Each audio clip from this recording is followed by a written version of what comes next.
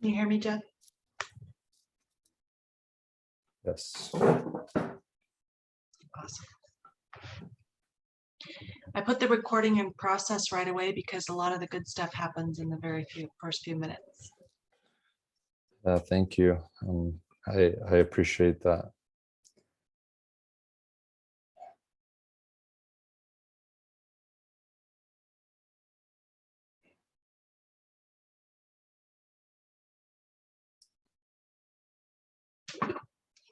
So I'll start by sharing that I was just in a Kundalini yoga practice, and it was here in this community that I'm living in Costa Rica, hosted by one of the people who live here, and she does it every morning. And last night I asked her to pick a kriya, which is just like a set of movements, like a kriya, to tap into grief, sadness, because I'm in the middle of a very challenging phase in my relationship where basically I'm being asked to let go. And I don't want to let go. And at the same time,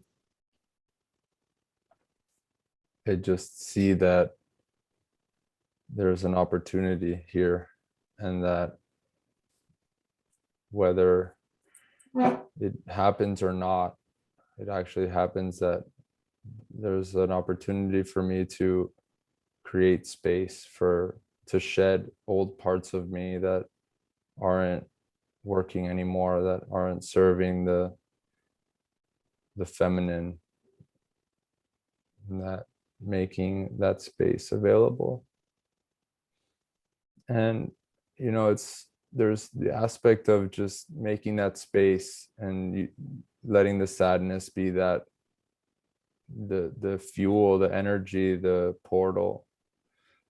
And then there's also this beauty in doing it with others, sharing the experience, and also being fueled by the energy of community, of the people around me.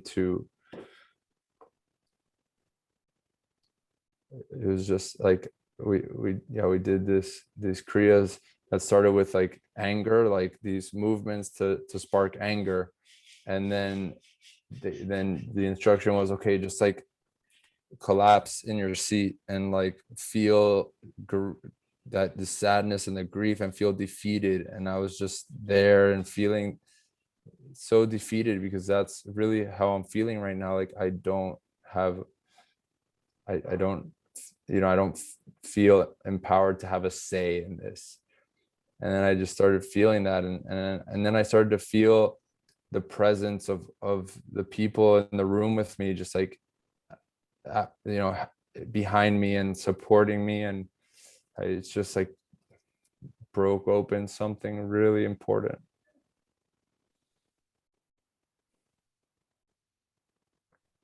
And yeah, this is feelings work.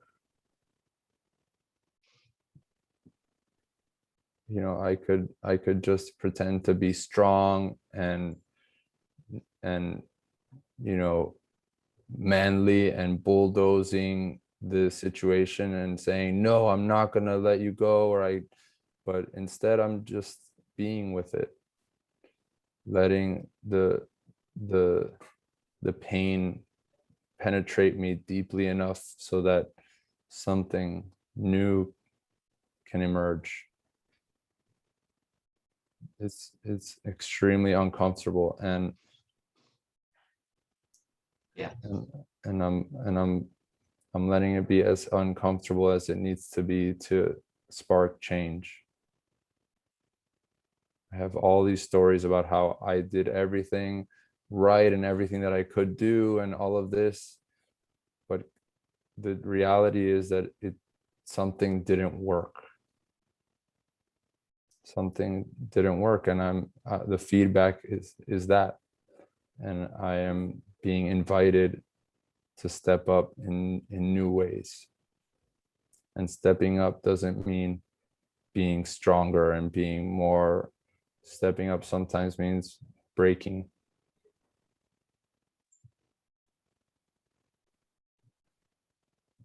Being strong enough to break.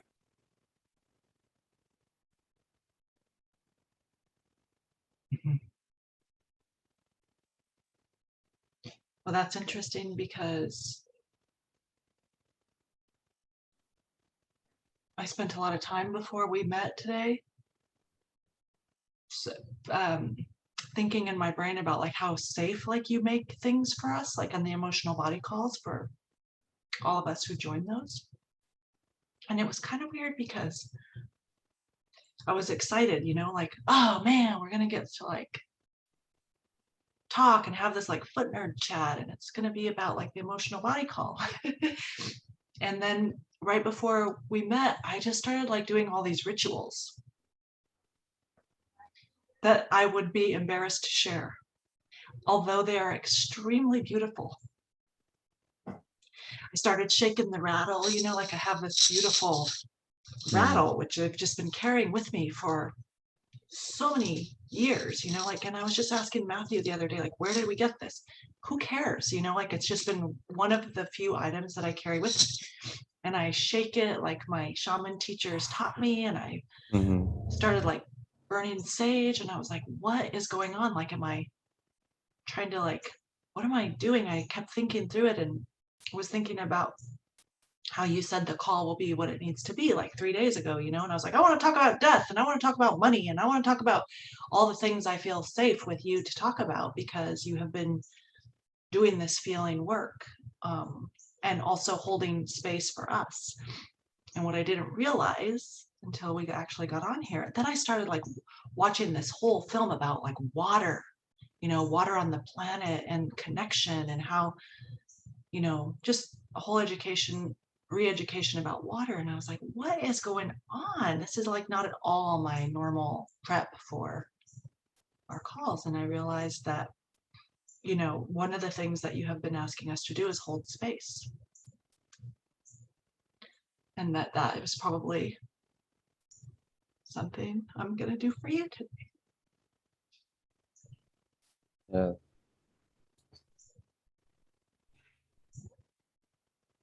Yeah, so it's, water is the element of the emotional body and especially of sadness.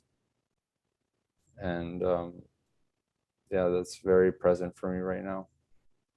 It's a lot of sadness. And to be able to come on this platform and feel this here and with you, and it feels like a service to the world.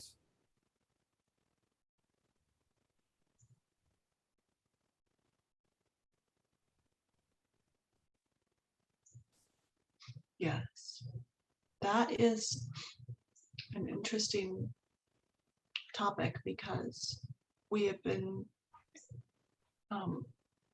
in a cloistered space on our Friday calls. And a lot of, like in my yoga practice, we would always say like the issues are in the tissues. And, so like talking about the throat and how the throat is the chimney for the heart. And I just really loved it when my teacher said that, because there's like been all of this, like, it's just stagnation, like always a lump in my throat, like I'm a child that wants to cry all the time. And just from our Friday calls, like I'm noticing like that like maybe too much is like in the heart, where like there's so much, how like when you put too much in a fireplace and the whatever that like thing is that the damper isn't open. Mm-hmm. And I've Yeah. just been feeling like on a collective level, like we're just so stuck, like, right, or personally, I'm stuck right here where I have like, I can't say what I really mean because it's something that comes from the heart and I have shame. Yeah. And then and so when you have been talking, I just find myself like just having that like whole uncomfortable feeling in the throat, like because we are on this platform and it's not private, and how like I'm ashamed to be able to share Mm.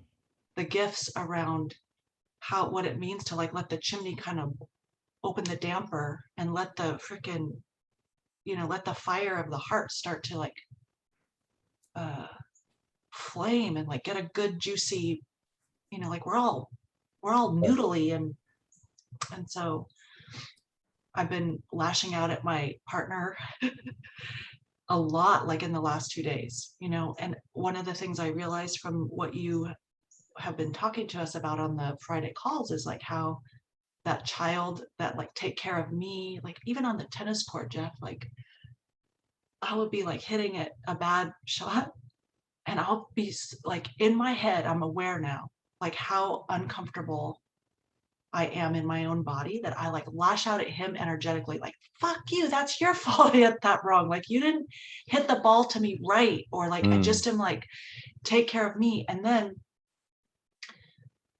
the one thing that I noticed was that like for the first time, I looked across the net and like this is my partner who I really admire and love. Like he is solid, my best friend. But there's like this thing that's happening where it's like this weird thing that I can't break through.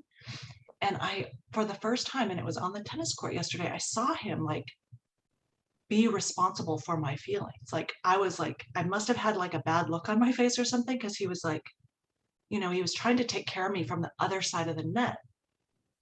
And I felt so saddened that like I had pulled him into that I hadn't taken care of myself enough. Like when you posted on Instagram and you said, you put that thing in there about instead of saying, I trust you,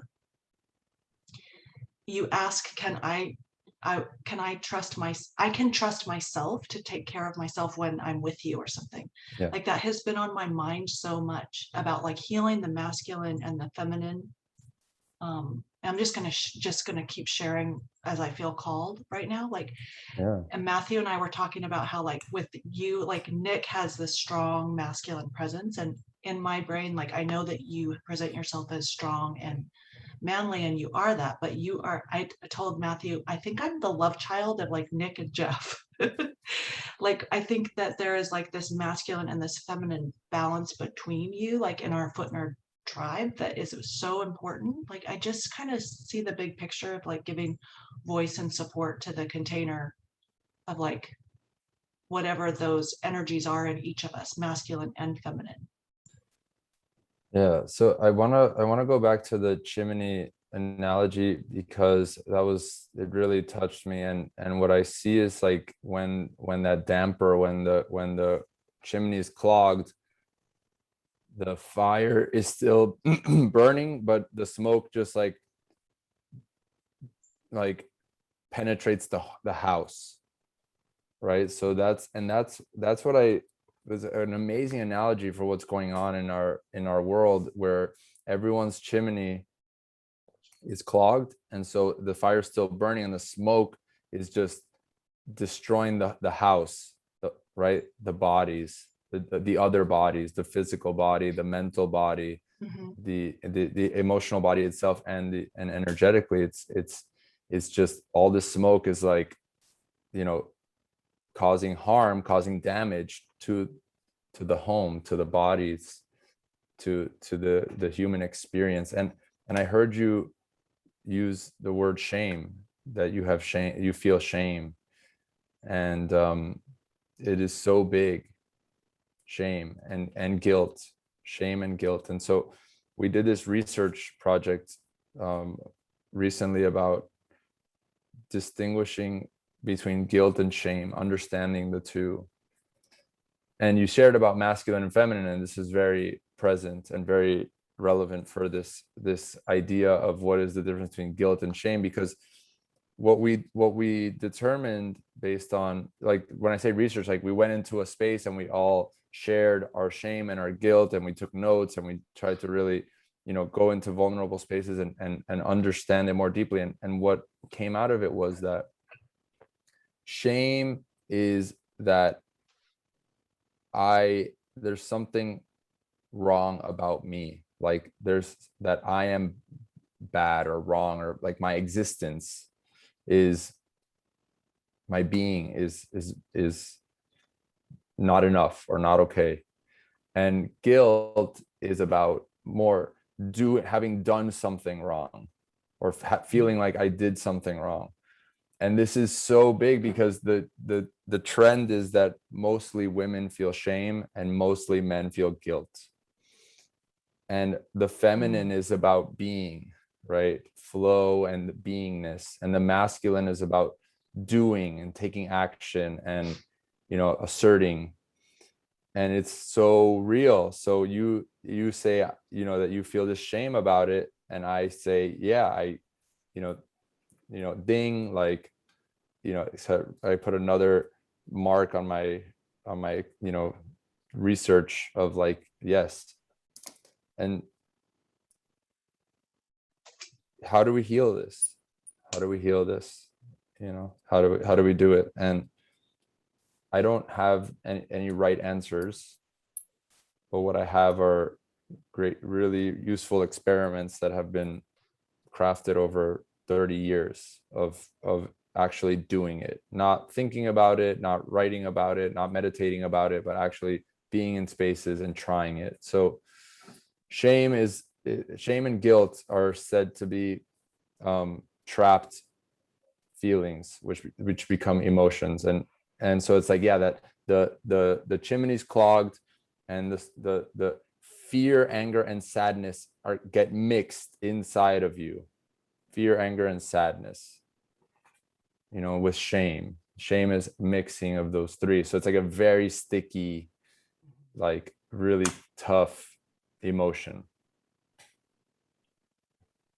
And the way to work through it, the way to clean that chimney, is to just tease it apart. What do I feel angry about? What do I feel sad about? What do I feel fear about? What are these energies telling me? What is the information? Because once they feel heard, that, like, okay, the message that I needed to deliver has been delivered, then they can flow through, and the chimney opens again. And yeah, about the masculine and the feminine, I think both are very wounded right now. Both are very, very much wounded. And yeah, I this idea, another analogy about being on two sides of the court in a tennis game, like you playing with each other, not to compete, but to have fun and to get better at playing tennis. It requires that each person go make the moves to hit the ball back. And what that means in the context of relationship and polarity is both people taking responsibility for what is coming up for them. And when I heard you say, like, I saw this child part of me getting angry and wanting to lash out, that is responsibility. It's not about being healed. It's not about being like, oh, I healed my child part, and no, it's just about having enough awareness to say, oh, my child is coming out and it wants to destroy you, and I'm not going to let that happen. And I'm going to take even higher level of responsibility to go call a friend, call a space holder, call a coach to work on this part of me. to heal this part of me, right? It doesn't end at, oh, this is the child part. No, it has to go further. And the next challenge in our society is like, we don't have the tools to heal it. We don't have them. I mean, that's not true. We do have them.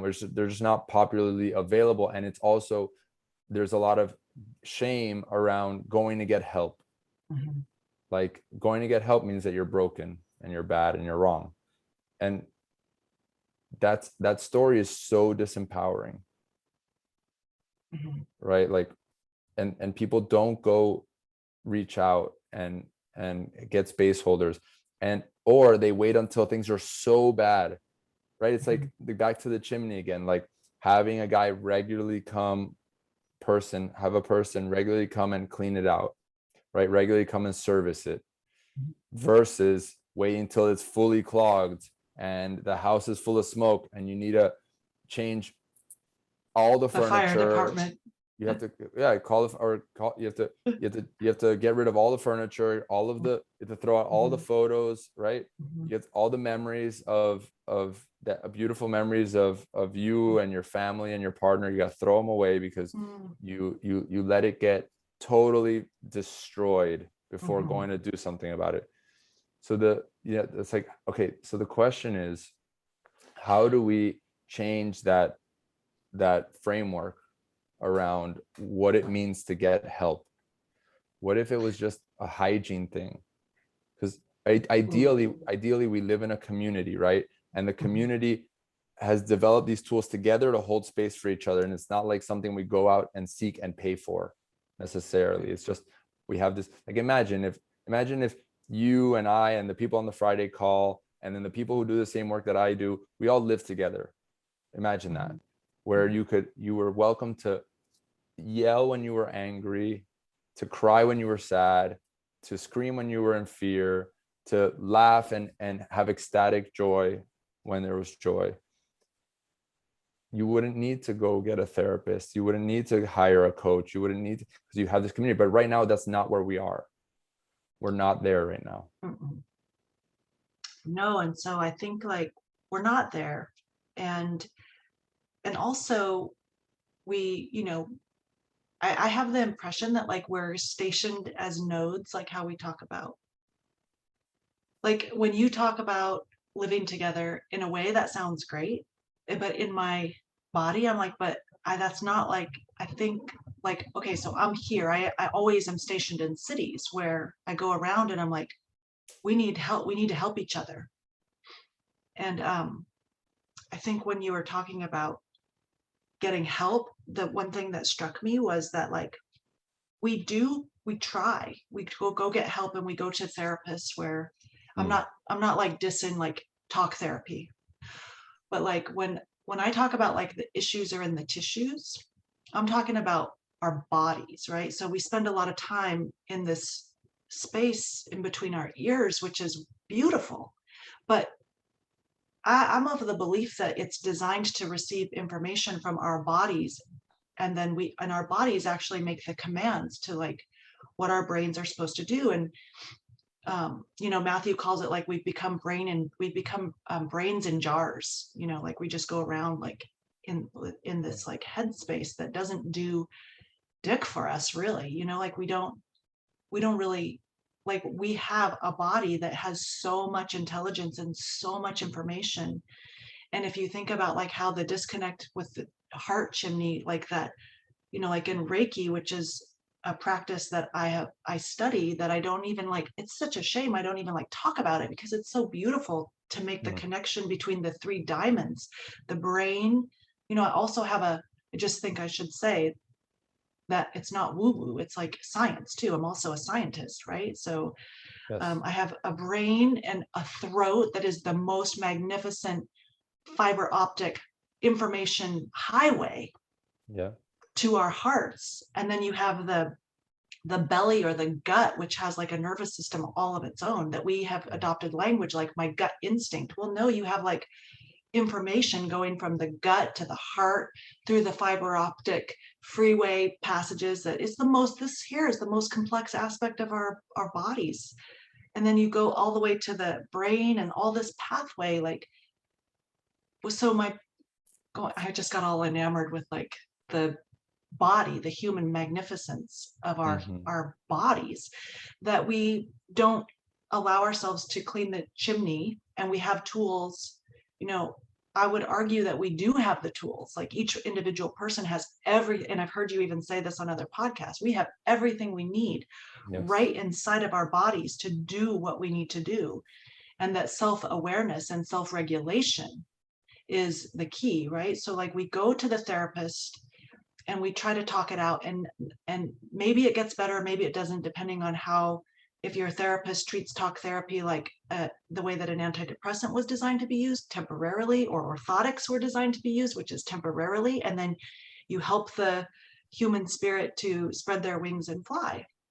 And then one therapist I went to, I kept telling this story about my breakup over and over again, over and over again. I loved my therapist so much. And she listened and listened. And then one time I came to therapy and she said, and today we're going to videotape you while we have the session. And then she handed the videotape to me when I left. And before, she had said, when you get tired of telling this story, then you'll move on. Essentially, it was like no big deal. So I watched the tape and I was like, oh my God, when I heard myself and I saw myself tell my story yet again, I was like, dude, it's time. And so my point is that we have I get the impression that we have the tools we need, and we stay brains in jars instead of like doing the work of, like, you talk about sadness and the stickiness of sadness and fear and anger. And then maybe the antidote is like being brave enough to try something new that really frightens you. So being brave and frightened at the same time will equate to courage to like check into a different place in the body. So, and the sadness to connect with that part of the body, and the anger to go to do it. I'm with you on all of that. And what I wanted to say is that we have all the tools within us. And one of the tools that was always part of our existence was community. So that means that just because we have parts doesn't mean we know how to use them. We have all the parts. We have all the wisdom. To unlock that wisdom requires mirrors, requires others, requires community to be there and to say, I see that you're feeling angry. Tell me what you feel angry about. Go. What is it? What's going on? Oh, wait, no, you just said right now that you feel angry because somebody else did something. No. That's blame. That's not your anger. Speak from your anger. That's your mind. Hold on, stop. And have people that can coach each other. So in my world, in the work that I do, we have these online chats where anybody can go in at any moment and say, I need someone to hold space for me for an emotional healing process. And there'll be some emotion, like about something about, let's say, like I have this anger because I think that the whole world is just being so stupid. And then somebody comes and holds space for them and says, okay, tell me what you're angry about. Okay, keep going, get more angry, let it get bigger, go. And then the anger is allowed to come up, it's allowed to speak. And then what ends up happening a lot of the time is that big feeling transports us back to a time where we created this story. So maybe we were in school when I was 7, and we were playing this game, and I did something like to lose the game, and everybody thought that, everybody was like making faces or made me feel stupid. And so I decided that everybody in the world is stupid. And that decision was really important at that time because it helped like protect me from feeling this insanely deep pain. And then I've been carrying it forever. I've been carrying that same story very subtly.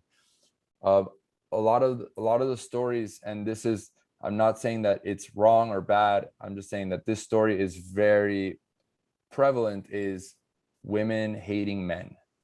Yeah. There's this deep generational, like gender trauma that women hate men. It's thousands of years old, and I see it playing out all the time. And again, it's not bad or wrong. It totally makes sense. Men have been really bad people. Men have been really violent. Men have been really destructive. Men have been, like, have caused a lot of the like problems that we see on planet Earth.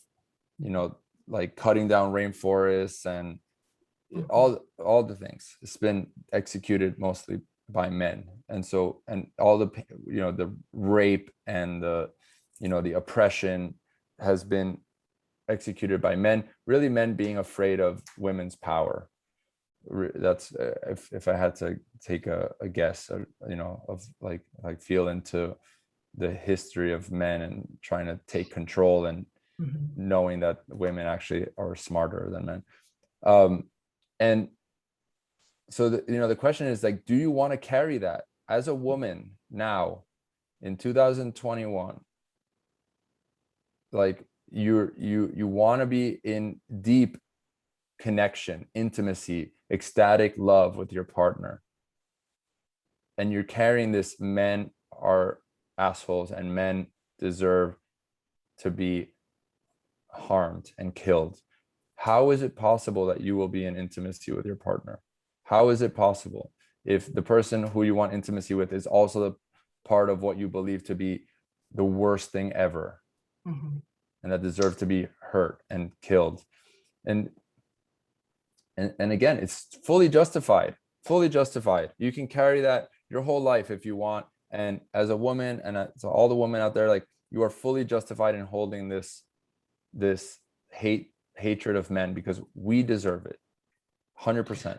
The question is, do you deserve to not have deep love and passion and ecstasy because of it?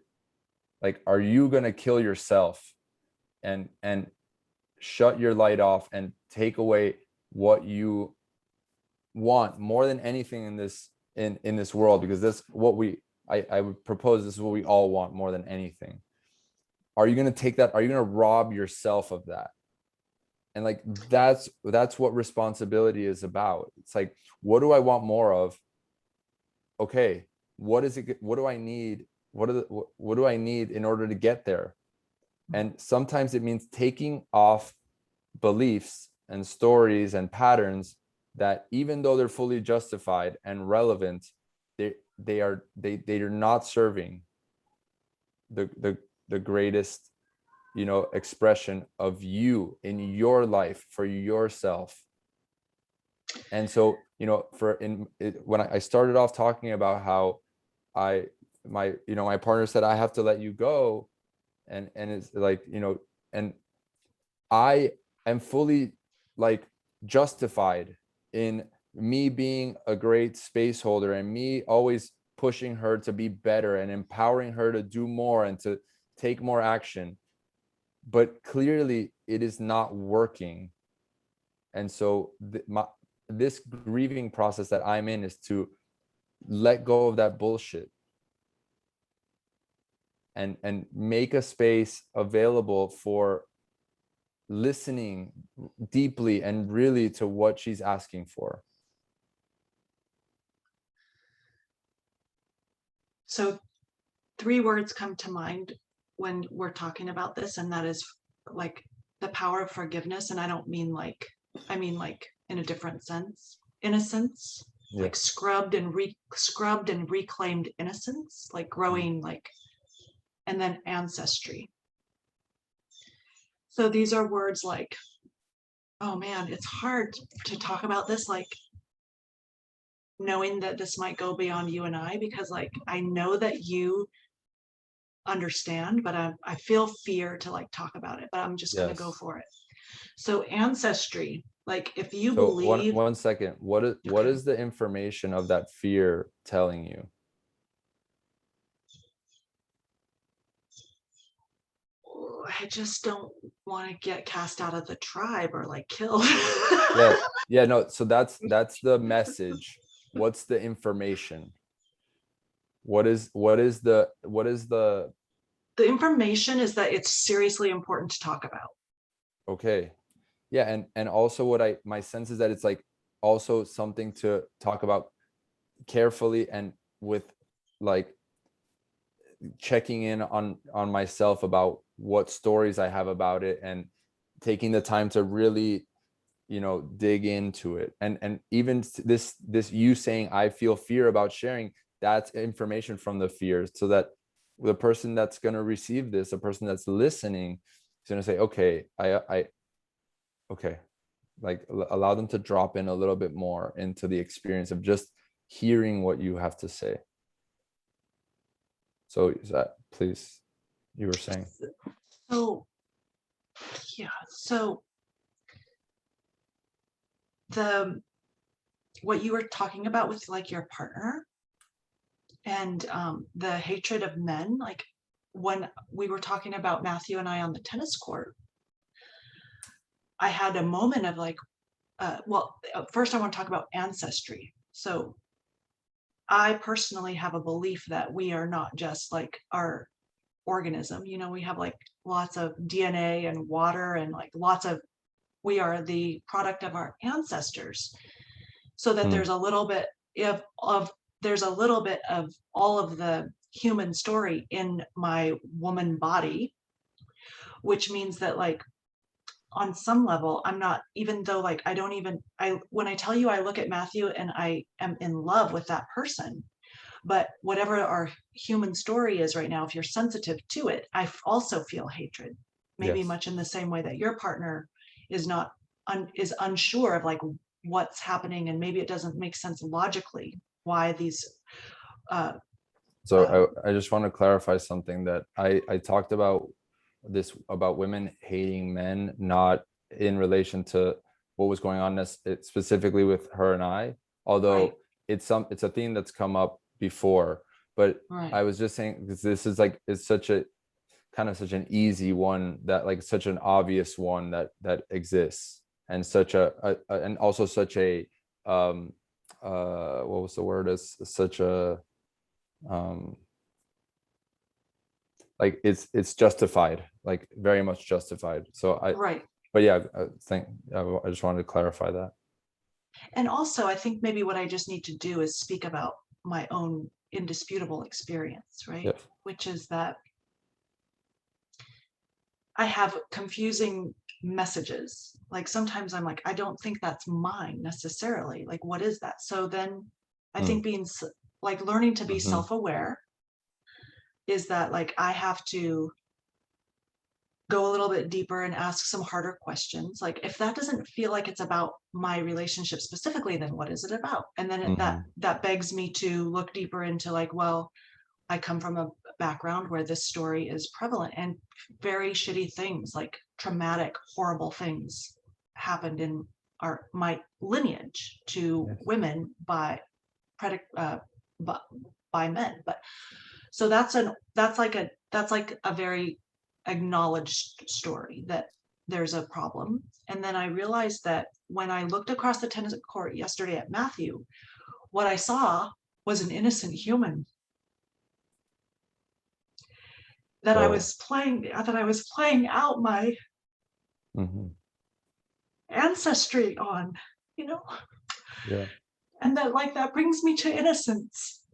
So Ruth, you're covering your mouth, and I want to just see it. Yeah. Yeah, it's so beautiful. This is what we need right now. That like he's such a cool human, just an innocent person that I have like I'm not beating myself up, but I'm trying to be aware of like the impact of relationship on each other. And I haven't like I mean I okay, like we talked about feigning affection, because what I do is if I lash out like a child, like children do, right? Like at their moms aren't like feeding them, and they're like, I hate or whatever. So like if we lash out like an innocent child would, but then the adult brain is like, he didn't deserve that, then I feign affection, like, so there's this like weird back. Go ahead. So I wonder if that feigning affection is also the child that because you don't want to get wants kicked. that wants praise after, it's like You don't want praise, or you don't want to be like left that wants without praise, food. wants praise, right? It's the child lashes out because it doesn't get what it wants, and then that same child then like says, oh my God, I'm so sorry, and tries to like win the affection back again, like if it was lost. Yeah. So if you saw this play out in real life, you wouldn't recognize it. It would just look like normal human behavior, and it would look like, oh, a loving relationship. Yeah.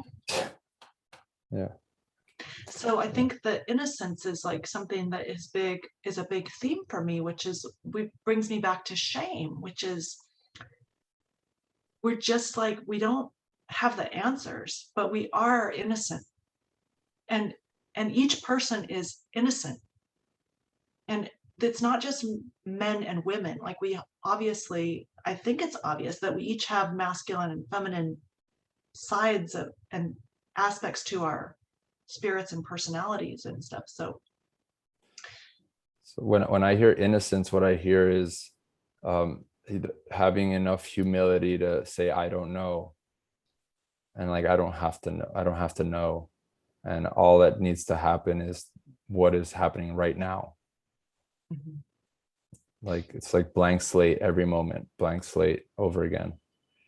And when I say blank slate, it's like, what you're talking about, looking across the court and seeing this beautiful, like, human on the other side. Like, there's another being that's had all of these life experiences and challenges and grief and loss and pain and beauty, and it's just the same exact thing happening on the other side of the court. So it's like, can we spend more time acknowledging the sheer radiance and beauty of other human beings? Like, even if we disagree, even if I'm red and you're blue, if I believe in this, you believe in that, like, can I still sit here and say, see what's available for me in being here with you? Like, wow, the passion you have, wow, your beauty, wow, you're I'm inspired by the way that you do this, carry yourself. Like, instead of seeing how the other person is wrong, the invitation is to see how the other person is incredible, how the other person is just a masterpiece, like, and how the other person is showing you things about yourself that you want to cultivate more of, and also showing you parts of yourself that you don't like, that are parts of you. Anytime I get upset with somebody, I'm realizing now that it's actually things that that are in my shadow, that I don't like about myself. And I get into an argument. It still happens. I get into an argument and I start realizing, like, oh my God, we're complaining about the same thing about each other. We're arguing about the same thing about each other. And it's like, oh, oops, it's literally just me talking to myself, me arguing and fighting with myself. And that's the level that it takes. Like, you're on one side of the court and your responsibility is to hit the ball wherever it lands and to hit it back. And his responsibility is to hit the ball wherever it lands. And if you don't hit it, go get it, come back and start again. Right? That's it. Like, not pointing fingers, not trying to analyze who did it right, who did it wrong, not being, and not taking care of the person on the other side of the net too, right? Like, not being the coach. That's it. Not being the coach. Not rescuing them, not trying to solve their problems. Just, okay, this is my responsibility. Everything that happens is my responsibility. Everything that's happening to me is my responsibility. Mhm. And if the other person on the other side is not taking responsibility, that's also because I'm not taking responsibility. Mhm. Right? I am not showing up as best as I can in order to create the possibility of responsibility happening. And it's Yeah. so fucking hard. Yeah, it's not easy, that is for sure, but it is worth it. And do you mind if I grab my cord really quick? Because I think I will run out of juice. Go for it. I can monologue while you're gone. Okay.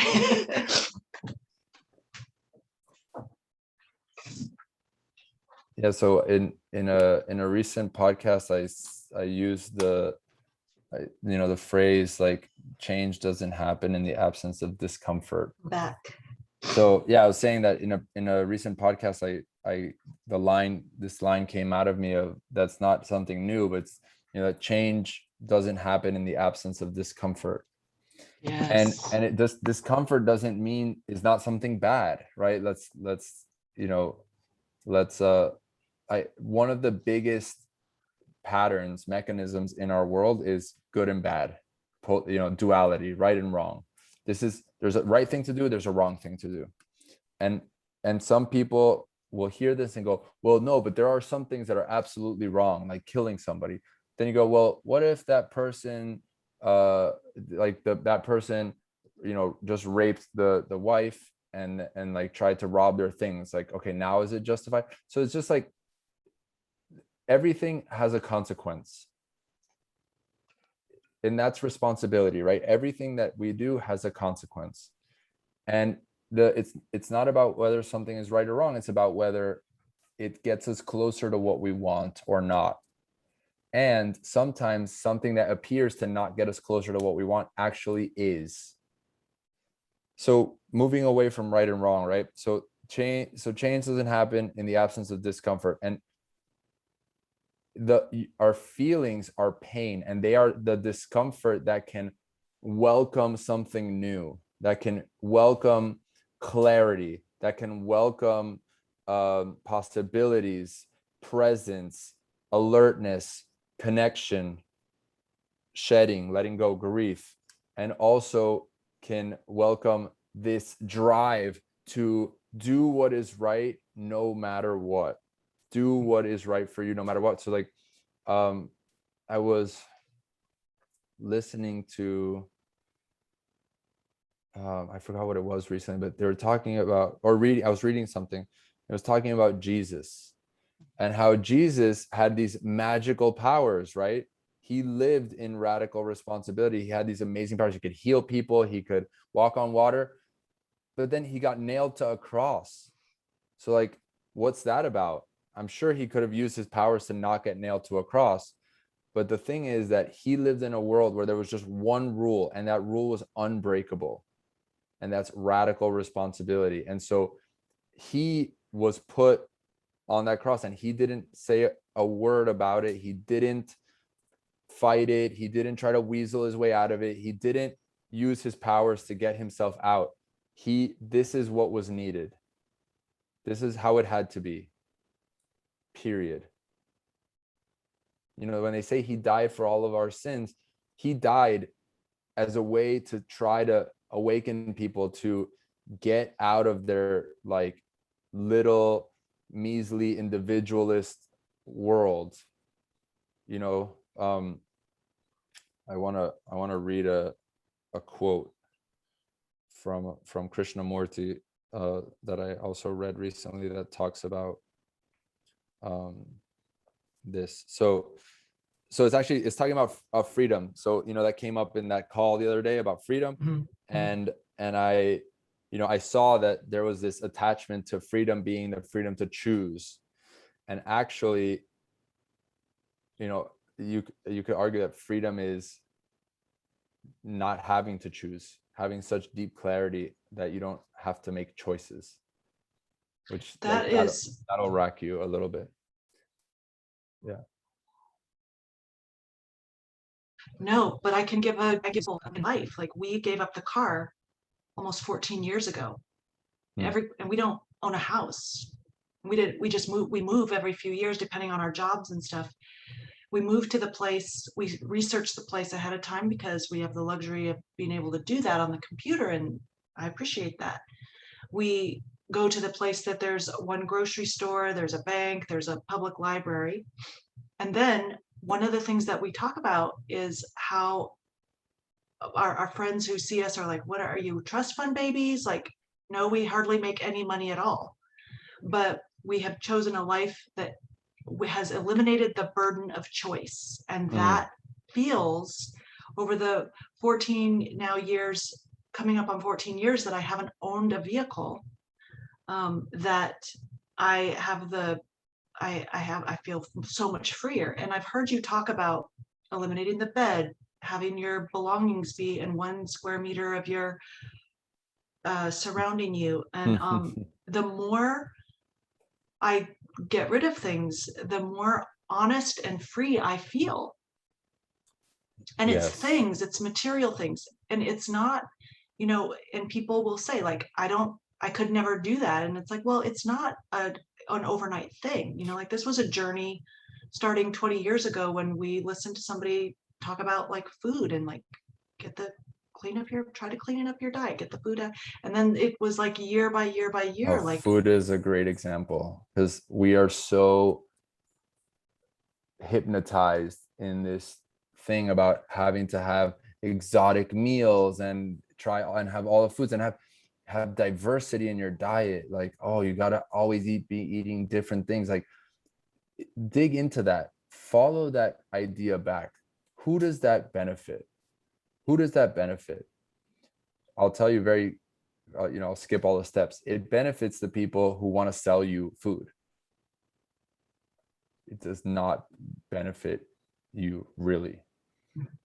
It does not, because healthy eating is not a diverse diet. It's not all anything.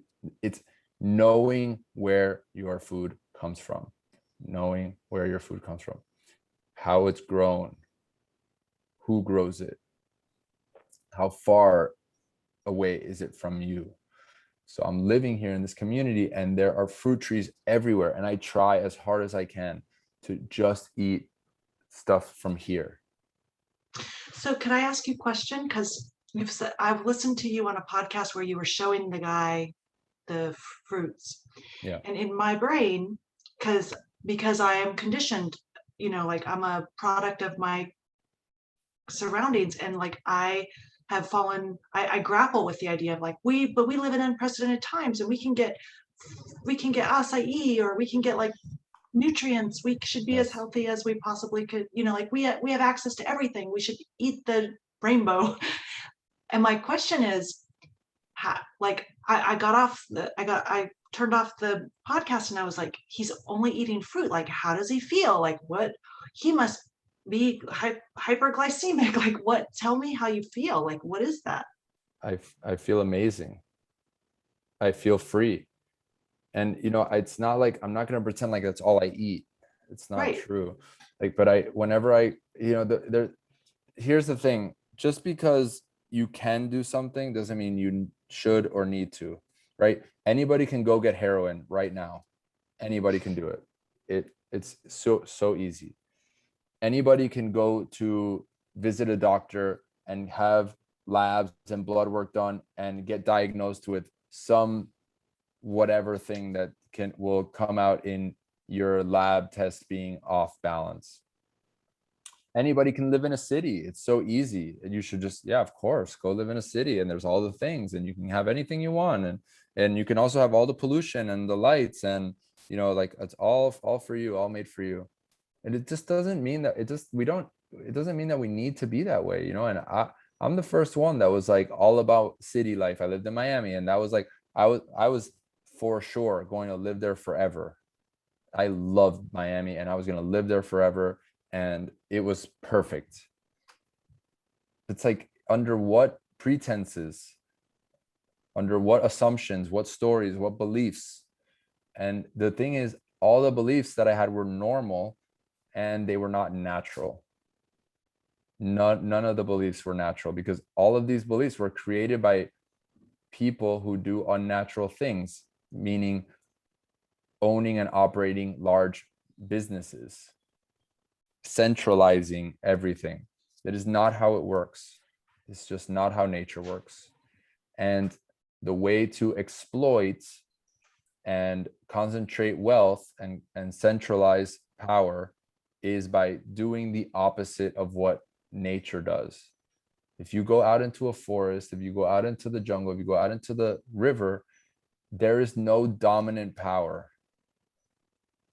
And everything is collaborating, contributing, playing together. Mhm. So yeah, it's like I posted that Ram Dass recording yesterday, talking about them finding 14 tribes or 13 tribes, and they can only support 4 of them this year. And the tribes, it's almost like they chuckled, and they were like, if you give 4 of us something, we're going to spread it out between the 13 of us. Because in our tradition, we say that if we're walking together and one person falls, we stop, help the person back up, and then we all slow down so we can all walk together. Which is a very interesting, because we are attracted to like the hero's journey and the community stories. Like if you think about like people, watch movies that is about this very thing and get inspired, and then we go back to our lives and we are isolated now more than ever. Yeah, I want to go back to that really quickly and just wrap that up, because this is such an important possibility for our time right now. Mm-hmm. Like, all of us that are listening to this right now, all of us that are tuning into this, Mm-hmm. are all in the top 5%, pretty much, of the world. And if we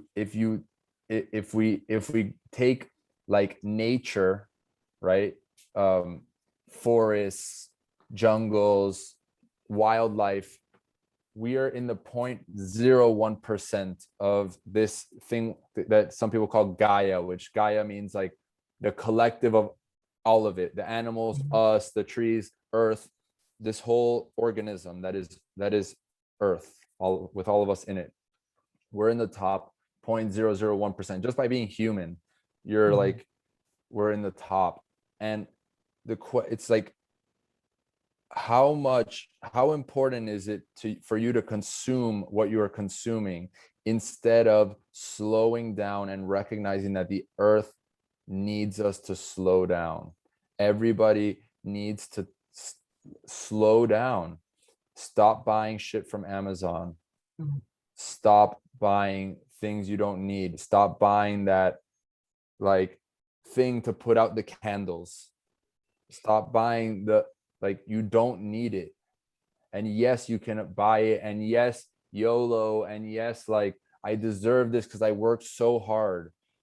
But I promise you that $10 you spent on that thing that you bought will give you so much more like joy and wonderment and like fulfillment by using it to support other people, using it to do something for the collective. Like, it's just it, if the me 5 years ago was listening to this podcast, he would say, oh, this guy just is like, he's crazy. He just like he's living in another dimension, another world. Like, this guy's an idiot. I get that. Why though? Why? I don't know. I mean, like, Well, I guess it's because if you just go and Wait, I sit. want to stop. Can I just, I'm going Yeah, to stop yeah, for a second because this is something that really pisses me off about like, it's not, I mean, like, with all due respect to the guy you were 5 years ago, it's like you're, and anybody who thinks that, like, okay, I get it. Like, I get that there's that, but it's not woo woo. It's being human. Like, it's not anything but being like human. Like, you are yeah. a human, and I have not come across one human who doesn't, given the opportunity to slow down, like you've said, who doesn't resonate with this, maybe with little different wording. Yeah, so we've been kept in our mind, and we've already touched on this. The brain in a jar. We've Mm-hmm. been kept up here, and then this up here gets programmed, and we were programmed by the education system, by commercials, advertising, like the whole structure of what we grew up in created this very materialistic program where it's like, if you can't measure it, it's not real, it doesn't Mm-hmm. exist. And then this bleeds into science and research, right? If it's Mm-hmm. not research, if there's no data to support it, it's not true, it's not real. So fucking materialistic. Like, I was sent a video talking about how testosterone affects our emotions, right? Mm-hmm.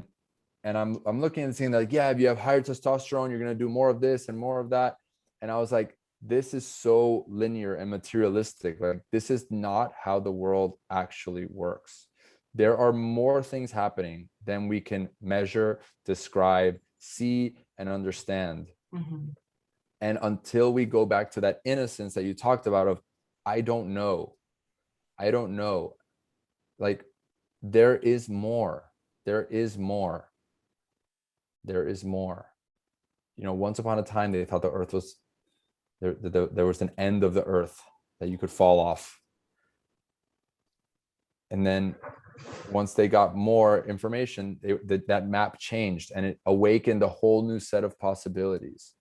Right now, you couldn't fall off anymore, so you could go explore and get lost and not die.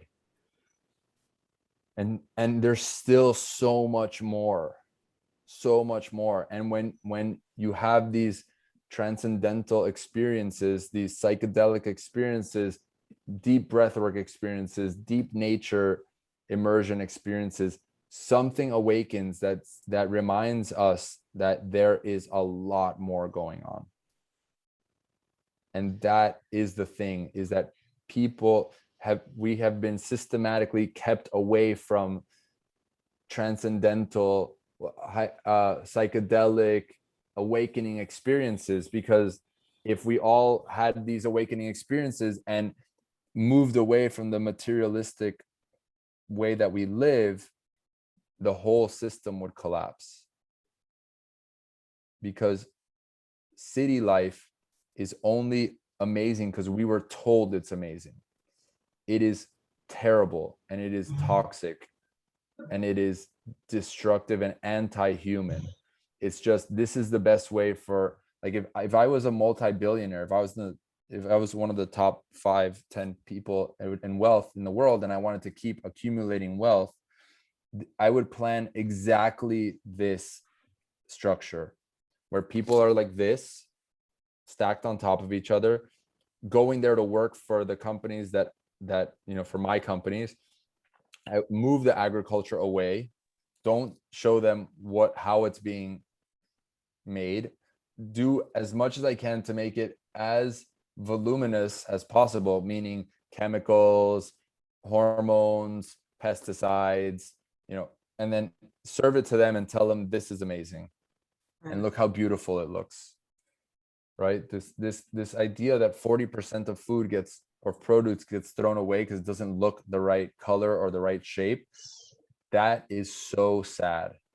Like, Yes. that makes me feel so sad, because the hunger problem could be resolved like this, just with that. But there's no incentive, and there's no money, and there's no way that central power structures will get more power, so it doesn't happen. And this, yeah, like, this might sound conspiracy theorist-y, but like, it's just so blatantly obvious to, once I really started to like just be honest with myself about Well, all you have to and do, you know what it is? It's checking in with the part of me that's capable of doing that. right, Checking in with the part of me that is capable, because we all have that part of us. right. We all have that part that is greedy, that is, that has jealousy and competition and wants to win. We all have that part of us. And it's like some of us have gotten identified with that part. And so even though, for I'm going to speak in directly to the person listening right now, like you that's listening right now, if this idea of like trying to find ways that I'm wrong, that's your competitive side. That's your wanting to be right. And hierarchies are psychopathic by design, because the way to get up is by stepping on top of somebody else. Hierarchy is not the way of nature. Nature is like this. So how do you fit a triangle into a circle?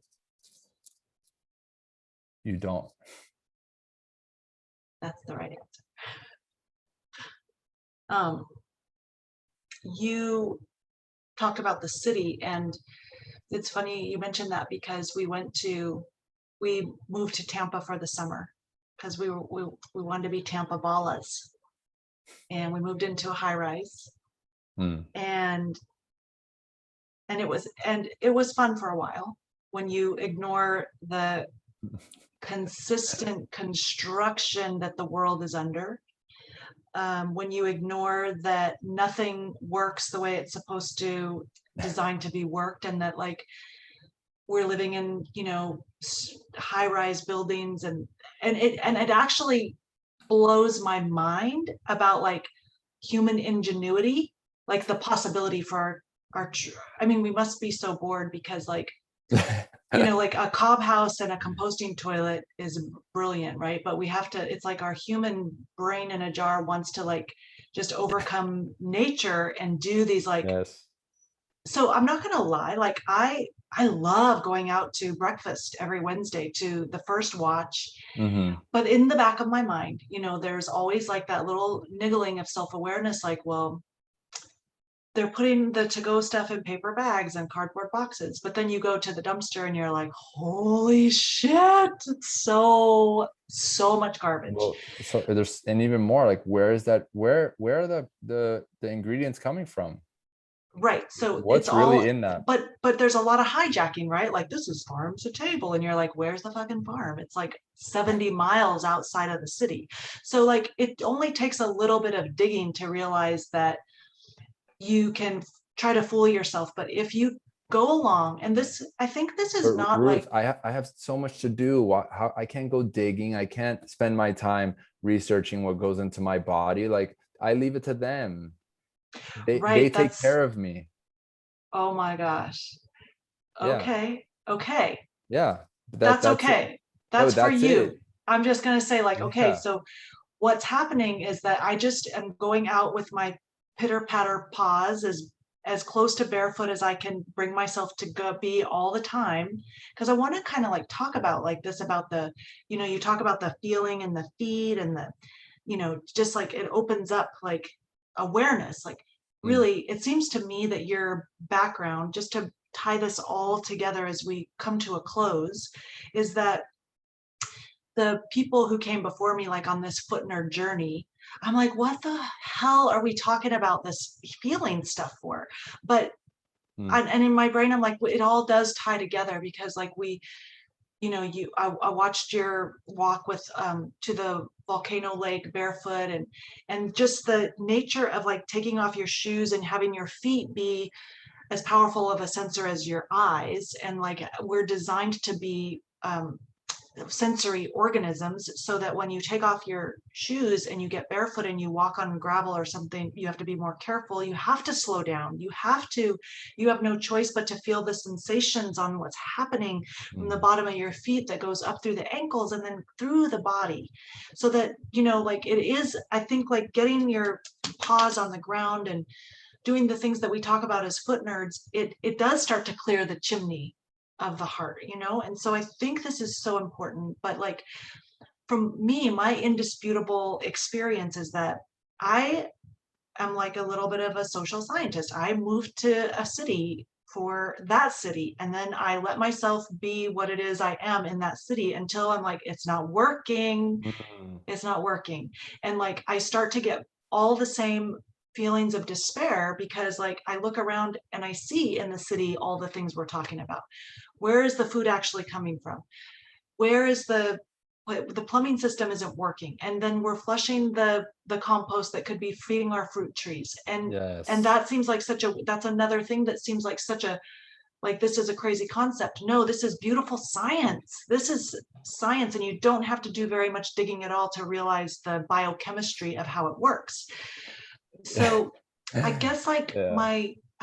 what I want to say is, like, if I want to ask you, just like as our last question before Mm. we hang up with each other, is like, the if you're in the city, like if you're just listening to this, like if you're just listening to this and something resonates inside you and you're like, this sounds cool, but I'm not doing psychedelics, like that's me. I'm like, I'm not doing no psychedelics. I'm not going to the jungle. And that's where I am right now. It's like I'm learning my lessons of the city. So like, we how do we answer the question for people who are not ready to Yeah. do that? Like, what is the possibility for right here, right now? Thank you. That's an amazing question. And what came to me as you were sharing was like, what are you too afraid to try? What is that thing? Like maybe it's taking your shoes off and walking around the street with no shoes on. Maybe it's doing that breathwork class. Maybe it's doing a cold plunge. Maybe it's having a conversation with that person who you don't want to have a conversation with. Maybe it's doing some research on where the food from your grocery store comes from. Like, it's so simple, because it's all about deepening your intimacy with yourself. And intimacy, as I was reading this the other day, it was powerful. It's like intimacy is a space of being in a space of deep transformation. And deep transformation is like having shifts happen in all of your bodies. So in your physical, in your mental, in your emotional, in your energetic bodies, and your archetypal bodies. So like for me, walking barefoot, when I have been in shoes my whole life, starting to walk barefoot was an ultra intimate transformational experience.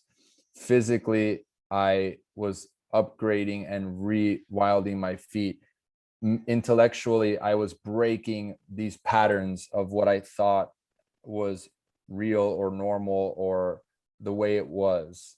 Emotionally, I was feeling everything, feeling all of the sensations, all of the feelings that came up in me about being barefoot, the shame, the fear of people judging me. Like, it brought it all up, and I was feeling it. And energetically, I was connecting with the earth, and I was sensing what it needed. I was sensing what was not working about this city. I was sensing how much, like, I almost didn't want to walk on these surfaces because they felt dirty. And I want to distinguish dirt and natural things like mud and dirt from dirty, which is like chemicals. And like, like I committed to not wearing shoes at all. Like, that's my commitment. And so sometimes when I'm in a city, when I go to a city, I'll go into like a supermarket or something to buy food, because like, it's just, sometimes it does happen. And I go in there and I just feel gross. Like they probably cleaned this floor with God knows what, cleaned the floor, disinfect the floor, which like is the most insane concept ever. Disinfection. Like, where is the infection? There is no infection on the floor, on surfaces. There are No, but microbes. Jeff, the infections are in the sterile environments. Yes, of course. Like better Yes.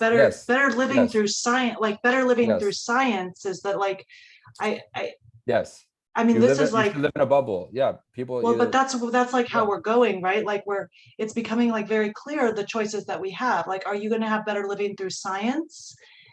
In like, if you live in a sterile environment, you have to have the Yes. consequences of living in a sterile environment, if you get what I'm saying. Yeah. And then Yeah. if Like you you created this factory, right, like this factory environment that then needs more right, doing. So it's like if you start just stripping away, you will need less, and you will need less to take care of the things that you created for yourself.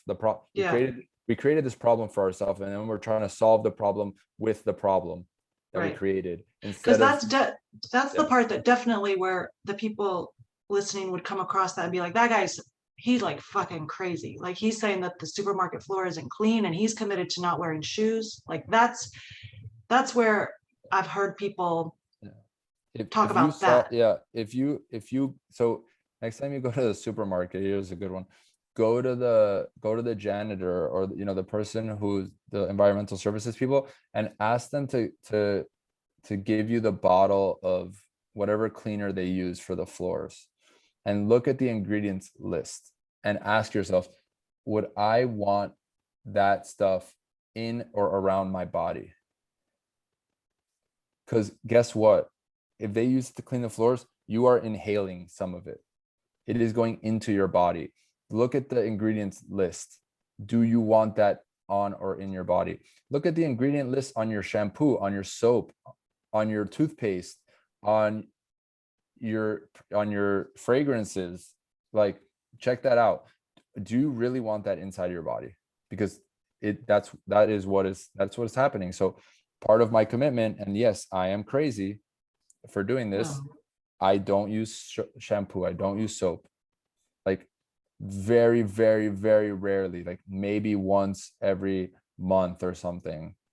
I go to the river, I clean myself with the dirt there in the river, and it's amazing. I go up, there's like volcanic clay like masks, and I like do my whole body, and I feel nice and silky smooth, and it's so beautiful. And then the river, We pay a lot of money, Jeff, to go to the local spa, like hundreds of dollars to get that.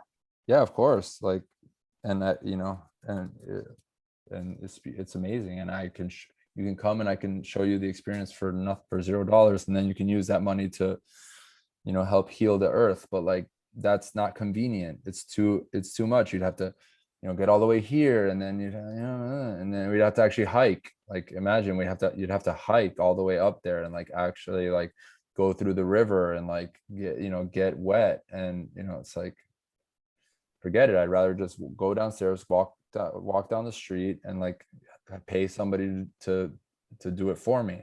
Mm-hmm. So one of the great examples is there's a community next to here called Tacotal, and in Tacotal they are very much off grid, like very off grid. And we went up there, and we're hanging out, and this other person came with me who's like a very city person, and this person said, "Do you pay for water here?"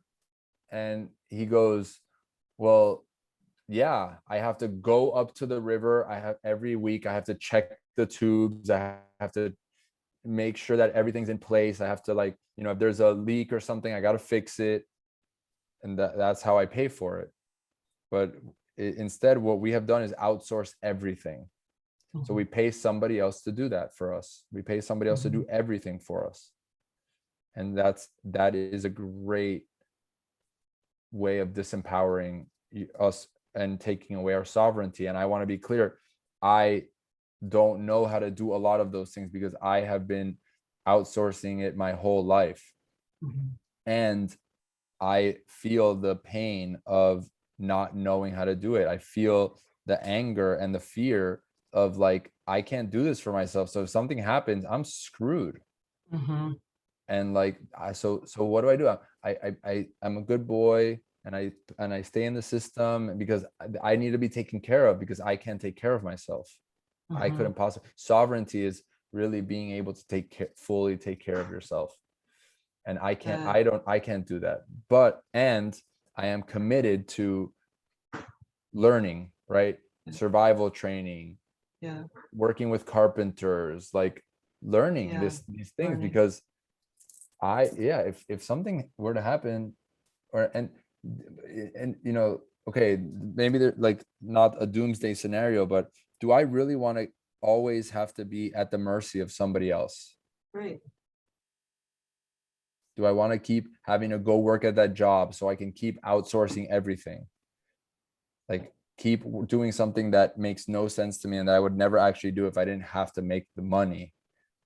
Do I want to do that? And my answer, and I bet that every single person's answer, if they really allow their feelings to speak, would be absolutely fucking not.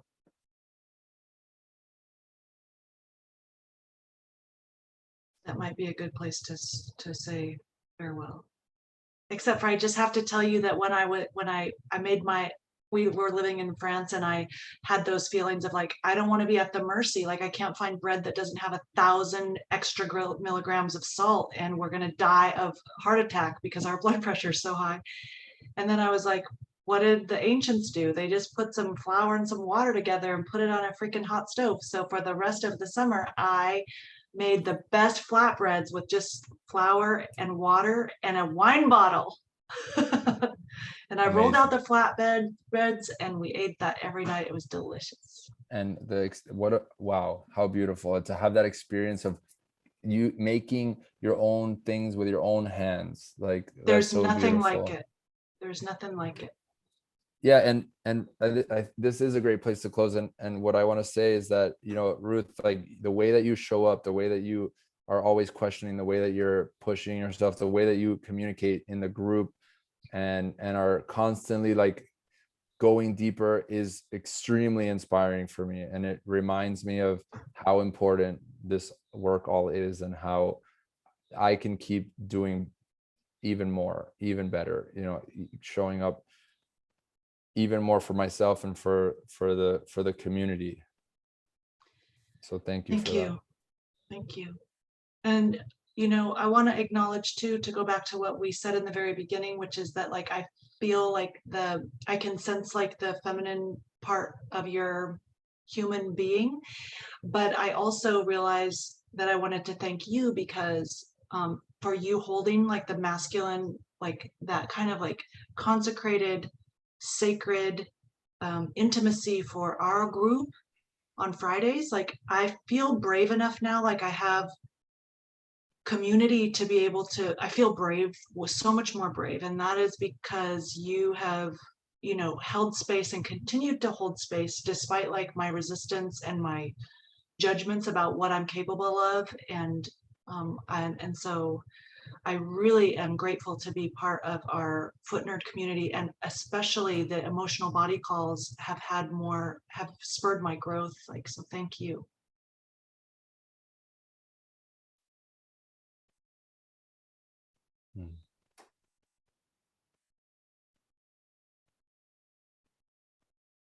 So we'll leave it here until next time. Thank you. Ciao, everyone.